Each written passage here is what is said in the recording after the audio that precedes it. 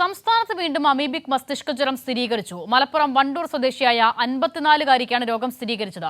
ഇവരെ Kozhikode medical college ആശുപത്രിയിൽ പ്രവേശിപ്പിച്ചു. ശനിയാഴ്ച സുൽത്താൻ ബത്തേരി സ്വദേശി രതീഷ് അമീബിക് മസ്തിഷ്ക ജ്വരം പിടിപെട്ട് മരണപ്പെട്ടിരുന്നു.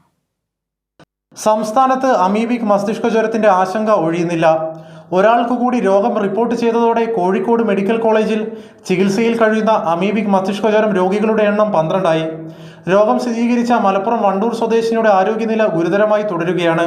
ഇവരുടെ വീട്ടിലെ കിണറ്റിലും സമീപത്തെ ജലാശയങ്ങളിലും ആരോഗ്യവകുപ്പ് അധികൃതർ പരിശോധന നടത്തും. അതിനിടെ ശനിയാഴ്ച വയനാട് സുൽത്താൻ ബത്തേരി സ്വദേശി മരണപ്പെട്ടു. ശുചീകരിക്കാത്ത വെള്ളത്തിൽ നീന്തുകയോ മുങ്ങിക്കുളിക്കുകയോ ചെയ്യുമ്പോഴാണ് രോഗാണുക്കൾ തലച്ചോറിൽ കൂടുതലായി എത്തുന്നത്. നിലവിൽ സംസ്ഥാനത്ത് അമീബിക് മസ്തിഷ്ക ജ്വരത്തിനെതിരെ ജാഗ്രതാ നിർദ്ദേശമുണ്ട്.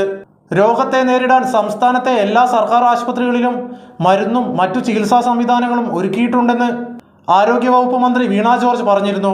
കഴിഞ്ഞ മാസം 30, 31 തീയതികളിൽ സംസ്ഥാനത്തെ മുഴുവൻ കിണറുകളിലും ക്ലോറിനേറ്റ് ചെയ്യാനും വീടുകളിലെയും സ്ഥാപനങ്ങളിലെയും വാട്ടർ ടാങ്കുകൾ വൃത്തിയാക്കാനുമുള്ള പ്രവർത്തനങ്ങൾ ഏറ്റെടുക്കുവാനും മുഖ്യമന്ത്രി നിർദ്ദേശിച്ചിരുന്നു. കൈരളി ന്യൂസ്, കോഴിക്കോട്.